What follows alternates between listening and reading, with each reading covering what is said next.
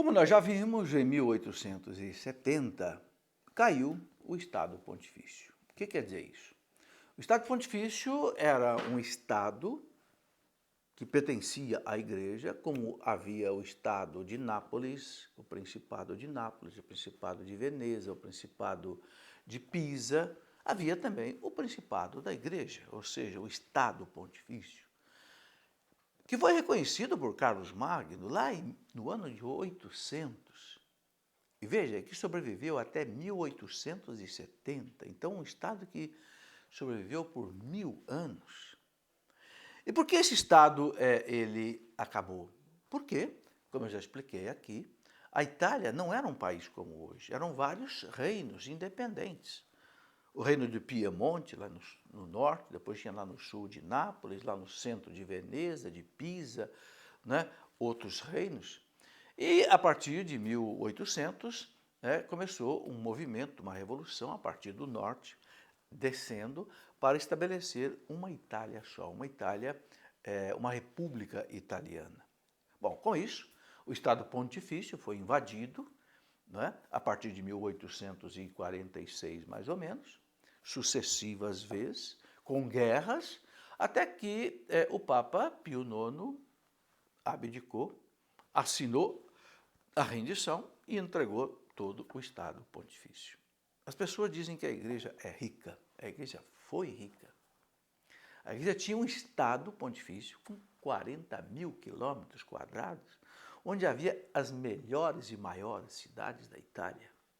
A igreja perdeu tudo. E ficou apenas com um pedacinho de terra menor do que qualquer sítio que qualquer sitiante tem por aqui hoje. Um sítio que não chega a 20 alqueires de terra, ou seja, meio quilômetro quadrado. O Vaticano, que não tem espaço nem para você colocar uma pista para descer avião. O Papa só consegue descer de helicóptero dentro do Vaticano. Quando o Papa viaja, ele tem que pegar um avião da Alitalia. Eu não conheço um chefe de Estado no mundo que não tenha um avião, a não ser o Papa. E dizem que esse Estado Pontifício da Igreja é rico. Foi rico. É preciso compreender isso. Aí alguns dizem, bom, mas e o Museu do Vaticano, que tem tantas riquezas e tal? O Museu do Vaticano não pertence ao Vaticano. O Vaticano é o guarda do museu.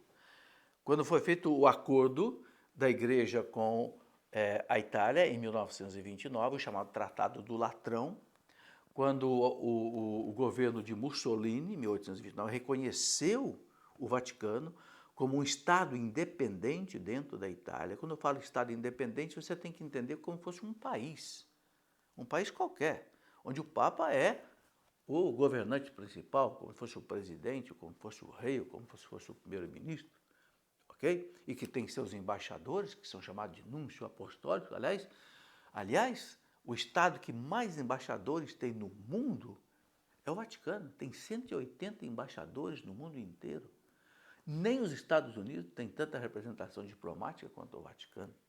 Por quê? Porque Jesus deu essa ordem para a igreja, ide pelo mundo inteiro, pregar o evangelho em toda a terra. Então, o Vaticano tem que estar presente em toda a terra. Bem, então em 1870 a igreja perdeu todo esse Estado Pontifício, o Papa Pio IX assinou a rendição a Vítor Emanuel II, que se tornou o rei da Itália e que ocupou o Palácio do Papa, o Palácio do Quirinal, e o Papa então foi lá para o Vaticano, como está até hoje. E ali no Vaticano o Papa ficou preso durante 60 anos. Não foi preso por Vítor Emanuel II, não, o Papa se intitulou preso, ele disse, daqui eu não saio. Por quê?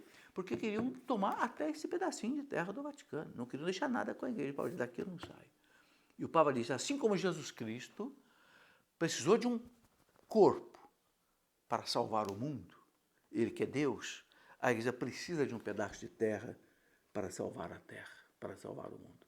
E os papas ficaram 60 anos no Vaticano, disputando com o Estado Pontifício, até que, ao longo de 60 anos, no governo de Mussolini, então eles aceitaram, Mussolini aceitou o Estado Pontifício, reconheceu o Vaticano como um Estado independente. Então, só para lembrar, eu queria dizer a você aqui, que esses 60 anos onde a igreja teve que enfrentar como que o Papa prisioneiro do Vaticano, nós tivemos aí uma série de papas que se sucederam.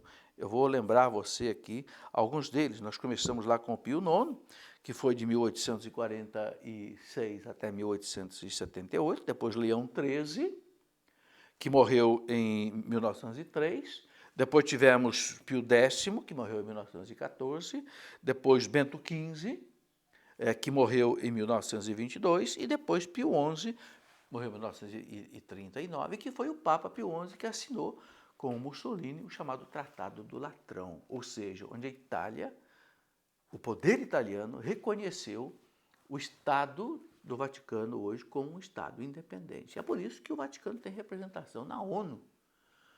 Porque, veja bem, isso faz parte da história do mundo. Porque é um Estado que foi criado no ano 800. Portanto, um Estado que tem 1.200 anos. Tem muito Estado que tem representação na ONU que não tem nem 600 anos. O Brasil tem 500 anos. Os Estados Unidos têm 500 anos. O Estado Pontifício tem 1.200 anos. Quem entende de história entende por que o Papa, né, a Igreja tem, o Vaticano tem um representante na ONU que não tem direito a voto, mas ele tem direito, pelo menos, a voz, a se pronunciar.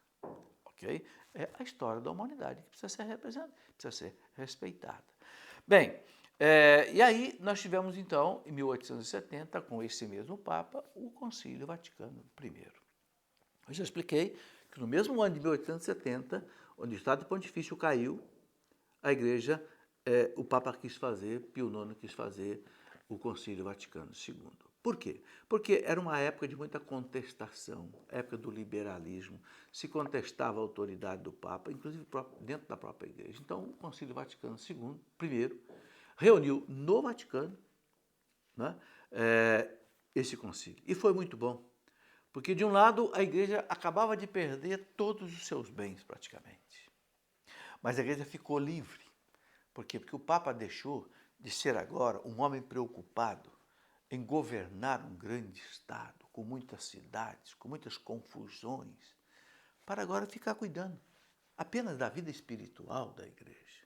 Então, a partir de 1870, podemos dizer assim, na virada do século seguinte, né, nós vamos ter uma igreja nova, uma igreja onde o Papa agora vai deixar de ser um general, vai deixar de ser um presidente, vai deixar de ser um chefe de Estado preocupado com tantas coisas políticas e administrativas e vai se dedicar agora muito mais, né, ao trabalho espiritual da Igreja. Então, a partir daí, nós vamos perceber, a partir de Pio IX, nós vamos perceber que a Igreja teve grandes papas. Tanto é que muitos deles já foram beatificados, inclusive Pio X já foi canonizado. E nós todos aí podemos ver a santidade de um João Paulo II, a santidade de um João Paulo I, a santidade de um Paulo VI, um João XXIII, já beatificado. Não é? Por quê? Porque eram homens agora que exclusivamente cuidavam da vida espiritual da Igreja. Claro, cuidando também da parte administrativa do pequeno Estado do Vaticano.